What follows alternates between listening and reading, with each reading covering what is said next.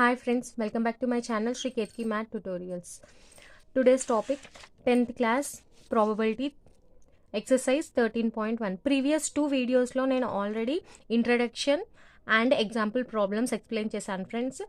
ఈ వీడియో 3 తో నేను exercise 13.1 స్టార్ట్ చేస్తున్నాను. 13.1 లో first bit complete the following sentences.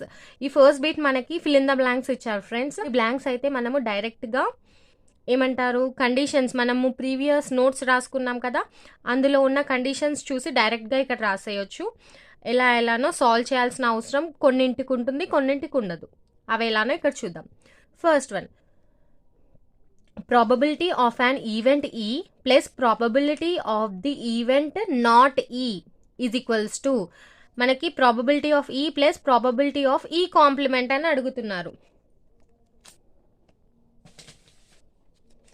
మనకు తెలుసు కదా ఇక్కడ చూడండి, ప్రాబబిలిటీ ఆఫ్ అన్ ఈవెంట్ ఈ అంటే ఏం రాస్తాము, P of E plus probability of event not ఈ అంటే plus P of E complement. మనకు ఆల్రెడీ తెలుసు కదా P of E plus P of E complement is equals to 1 అని.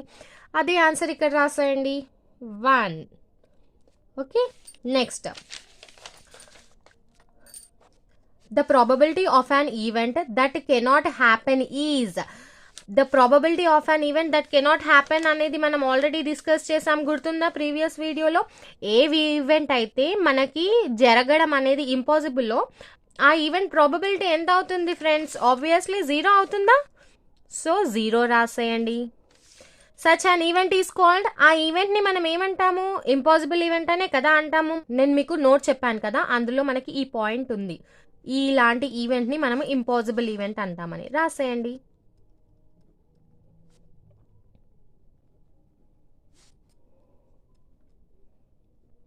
ఓకే, నెక్స్ట్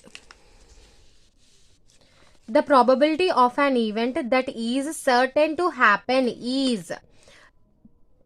మనకి ఖచ్చితంగా ఆ ఈవెంట్ అనేది జరుగుతుంది అంటే ఆ ఈవెంట్ ప్రాబబిలిటీ ఎంత, P of E is equals to ఎంత అవుతుంది ఫ్రెండ్స్, 1 అవుతుంది. ఇది కూడా మనం ఇది రాయలేదు అనుకుంటా, కానీ టెక్స్ట్ బుక్లో ఉంటుంది. Such an event is called sure event. ఖచ్చితంగా జరుగుతుంది అంటే మనం ష్యూర్ అనే వర్డ్ యూజ్ చేస్తామా లేదా. ఇప్పుడు మనకి ఎవరైనా ఒక వర్క్ చెప్పారనుకోండి, మనం ఏమంటాము, మనం ఖచ్చితంగా చేస్తామంటే ష్యూర్ ఐ విల్ డూ అని అంటామా. సేమ్ ఇక్కడ కూడా ష్యూర్ ఈవెంట్ అని అంటాము.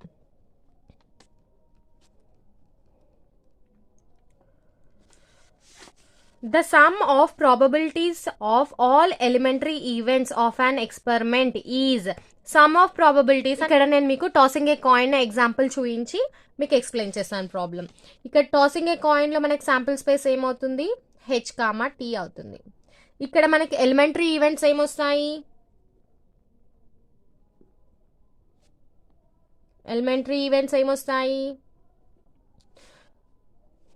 హెచ్ ఒకటి టీ ఒకటి, హెడ్స్ టేల్స్. ఇప్పుడు పి ఆఫ్ మనకి హెడ్స్ వచ్చే ప్రాబబిలిటీ పి ఆఫ్ హెచ్ ఎంత ఉంటుంది, 1/2 కదా. పి ఆఫ్ టీ ఎంత ఉంటుంది, అది కూడా 1/2.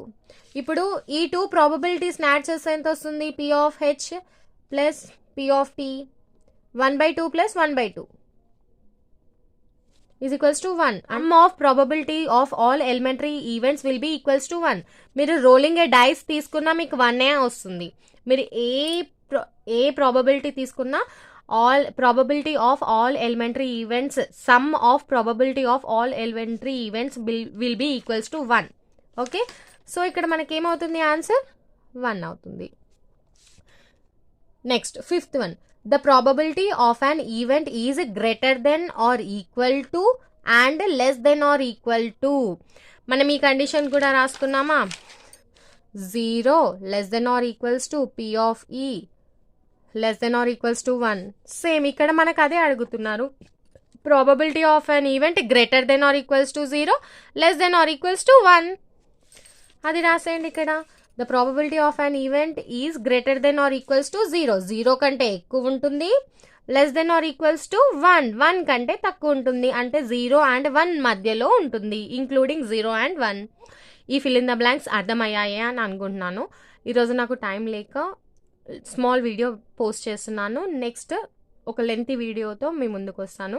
మీకు ఏమైనా డౌట్స్ ఉంటే కమెంట్ సెక్షన్లో మెన్షన్ చేయండి. మీకు కనుక నా వీడియో నచ్చినట్లయితే లైక్ చేయండి, షేర్ చేయండి. అలాగే నా ఛానల్ శ్రీ కేత్కి మ్యాథ్ ట్యుటోరియల్స్ని సబ్స్క్రైబ్ చేయండి friends. Thank you, bye, see in the next video.